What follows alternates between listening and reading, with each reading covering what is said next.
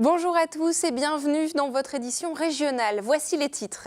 Le Secours catholique a publié ce jeudi son rapport annuel sur la pauvreté et la situation ne s'améliore pas. Selon l'association qui a accueilli 1,5 million de personnes en France en 2016, reportage à l'antenne de Concarneau dans un instant. À quoi va ressembler le tourisme de demain? Les professionnels du secteur se sont retrouvés à Lannion pour découvrir les nouvelles tendances toujours plus connectées. Et nous irons aussi au Salon du chocolat à Vannes qui vient d'ouvrir ses portes. À quelques mois de Noël, nous partirons à la rencontre des fabricants de ces gourmandises. Un mot de football aussi dans ce journal. Bonjour Benoît Siohan. Bonjour Julie. Et les passionnés du ballon rond seront ravis ce week-end? Oui, avec un très joli programme de Coupe de France. Eh bien, vous nous le détaillez dans un instant, Benoît. Voilà pour les titres de cette édition. Merci à tous de nous suivre. Et nous sommes le 10 novembre 2017. 29 700 familles ont été aidées par le Secours catholique en 2016 en Bretagne. C'est presque 3% de plus qu'en 2015. Ici, comme dans le reste de la France, la situation des personnes vivant avec moins de 1 015 € par mois ne s'améliore pas. Ils sont même 22% à vivre sans aucune ressource. À l'antenne de Concarneau, le reportage de Christophe Boucher. À Concarneau, dans cette friperie solidaire, 28 bénévoles viennent en aide aux personnes démunies. Parmi les nouveaux bénéficiaires, de plus en plus de familles monoparentales, des pères, des mères qui n'osent pas demander d'aide comme le RSA ou les allocations familiales. Quand on a des difficultés financières, aller réclamer de l'argent, il y a toujours la crainte de se dire est-ce qu'on ne va pas m'enlever mes enfants? Parce que je suis en situation difficile, on va peut-être considérer que je ne suis plus capable de les élever. Parmi les missions du Secours catholique, il y a bien sûr l'aide alimentaire, l'aide à la mobilité, les boutiques solidaires comme ici à Concarneau où tout à chacun peut se vêtir à moindre coût. Mais la philosophie évolue et aujourd'hui l'objectif du Secours catholique est de rendre acteurs les bénéficiaires. C'est-à-dire qu'on n'est plus à se dire on fait pour les personnes en situation de fragilité, mais on fait ensemble. J'ai plusieurs cas en tête de personnes que l'on aide dans la recherche d'un emploi, qui sont arrivés nous voir pour trouver un emploi et qui finalement sont investis dans le bénévolat aujourd'hui et sont passés du statut d'accueilli au statut d'accueillant. Et ça, c'est formidable. Et c'est le cas de Clara, demandeur d'asile en France, qui s'est investie depuis son ouverture en juin dernier dans le café solidaire de Quimper. On partage beaucoup d'un endroit de convivialité, de partage. Et c'est ce qui me plaît beaucoup. Le fait de me donner aux autres, ne pas penser parfois à la situation dans laquelle je suis. Je me dis, bon, je peux être utile quelque part. L'objectif du Secours catholique est bel et bien de faire en sorte de rompre l'isolement des personnes en difficulté sociale et financière. Et à noter que la grande collecte du Secours catholique se déroulera les 18 et 19 novembre dans les supermarchés. Les bénévoles recueilleront principalement des denrées alimentaires. Le site Naval Group ancien des CNS à Lorient va construire 2 corvettes Gowin pour la marine des Émirats Arabes Unis. Pauline Ferco nous en dit plus sur cette information.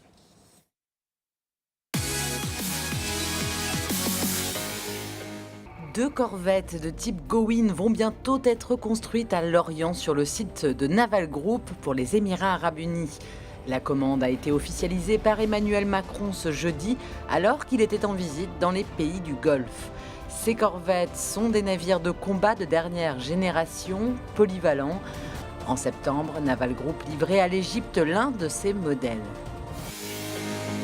Le collectif des associations du Pays de Brest a adressé une lettre ouverte ce jeudi à 4 députés finistériens. Jean-Charles Larsonneur, Richard Ferrand, Didier Legac et Graziella Melchior. Le collectif, qui est mobilisé depuis l'annonce de la fin des contrats aidés, dénonce une attitude méprisante des députés. L'Assemblée nationale a voté ce mercredi la baisse du budget travail et emploi et a donc acté la suppression d'une partie des contrats aidés. Est-ce au Stade brestois de payer la facture de 11 452 € des CRS déployés dans les rues lors du match Brest-PSG de janvier 2014 ? Le rapporteur public du tribunal administratif de Rennes, jeudi, a estimé que non. Selon lui, la sécurité dans les rues relève du service public et le montant, trop élevé, participe à une pratique illégale et répétée de la préfecture du Finistère. Jugement dans un mois. Il n'y aura pas de rallye de Bretagne cette année à Ploué. Les organisateurs ont annoncé cette semaine son annulation faute de participants. L'épreuve devait se tenir le week-end prochain, 17 et 18 novembre donc. Son édition 2018 est en revanche confirmée pour les 6 et 7 avril. La couleur rouille du bâtiment de la Carène à Brest ne domine plus. Une fresque géante de 415 mètres carrés a été réalisée par les artistes du collectif Projet 0.0. Du graffiti, de l'art abstrait ou encore figuratif, la fresque regroupe plusieurs styles. Il aura fallu 13 jours de travail pour réaliser ce gigantesque tableau sur la fameuse salle de concert brestoise.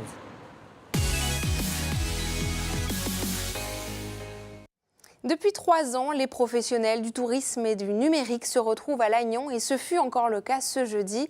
Alors quelles vont être les tendances de demain dans le milieu du tourisme? Mathilde Kemener est allée en dénicher quelques-unes. Alors nous, on développe des applications, des chasses au trésor, des jeux de piste. On propose en fait de trouver et de commander en ligne des pique-niques locales auprès des artisans commerçants de proximité. On met en vidéo le patrimoine.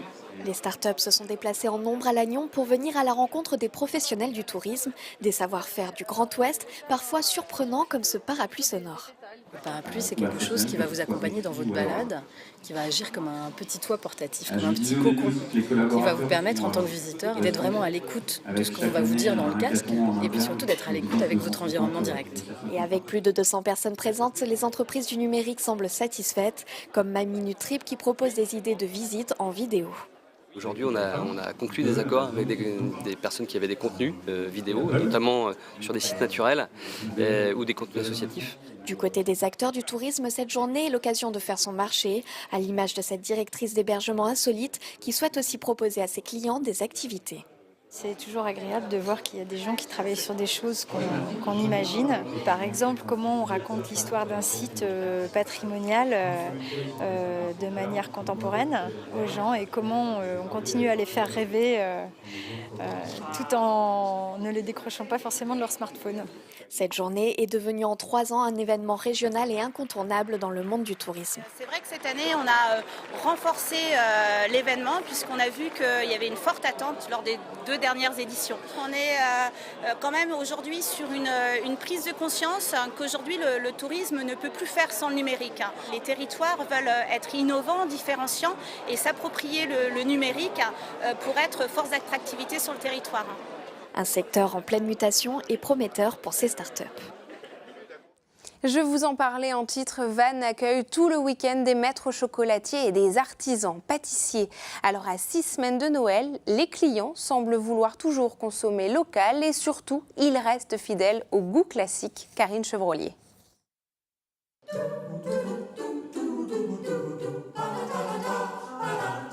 Père Noël, bonhomme de neige, sapin mais aussi champignons magiques ou encore chalets, des formes enfantines, des saveurs qui nous renvoient à des madeleines de Proust.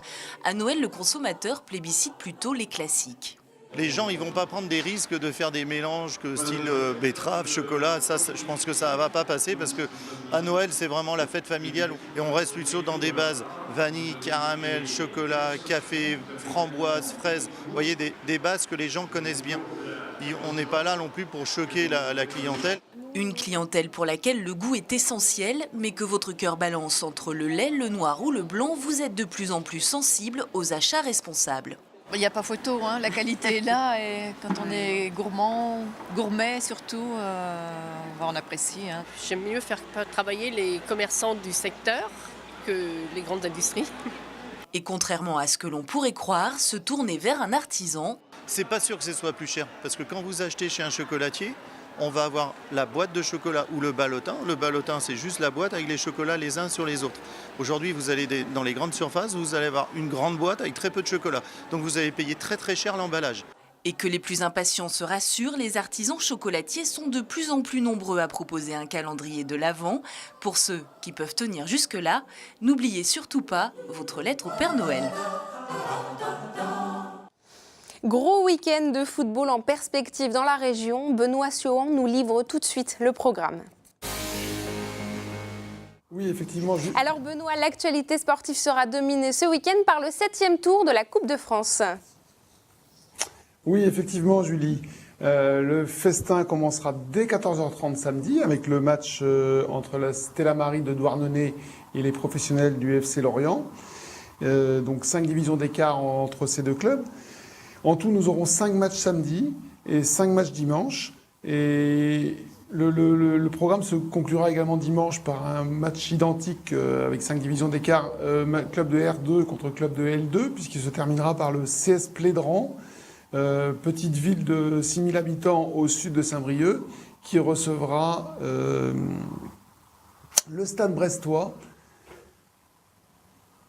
Et ces 2 matchs sont donc les 2 principales affiches du week-end, Benoît ? Oui, absolument. Les spectateurs ne s'y sont d'ailleurs pas trompés, puisque à Douarnenez, les 2800 places se sont arrachées en moins de 24 heures la semaine dernière. À Plédran, on n'aura pas malheureusement le bonheur d'accueillir le Stade brestois, puisque le match a été délocalisé à Fred Aubert, le stade de Saint-Brieuc. Mais toute la ville est mobilisée, ainsi que le montre une sympathique vidéo mise en ligne par le club.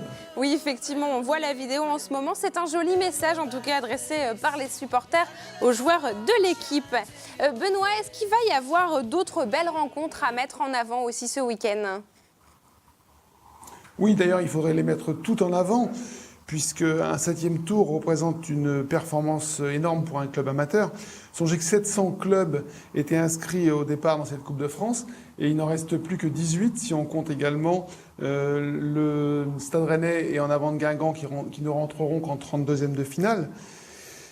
En attendant, nous aurons une très belle fête ce week-end, comme je le disais, avec notamment à Pontivy qui accueille Laval, Plomelin qui reçoit Saint-Malo, sans oublier les rencontres contre les Outre-mer, il y en a 2, Saint-Brieuc qui reçoit les Guyanais de Kourou, et Concarneau qui sera opposé aux Martiniquais des Golden Lions. Un sacré programme en perspective, donc merci beaucoup Benoît Suauan, en tout cas pour toutes ces informations sportives. Et c'est la fin de cette édition. Merci beaucoup de nous avoir suivis. Vous retrouvez évidemment cette édition, nos reportages et tous nos programmes sur les sites internet de TBO et TB Sud. Il y a aussi les Facebook et les Twitter des rédactions pour suivre l'actualité de vos antennes. Nous nous retrouvons lundi à 19h pour un nouveau point sur l'actualité régionale. D'ici là, je vous souhaite une très belle soirée et un bon week-end sur vos antennes.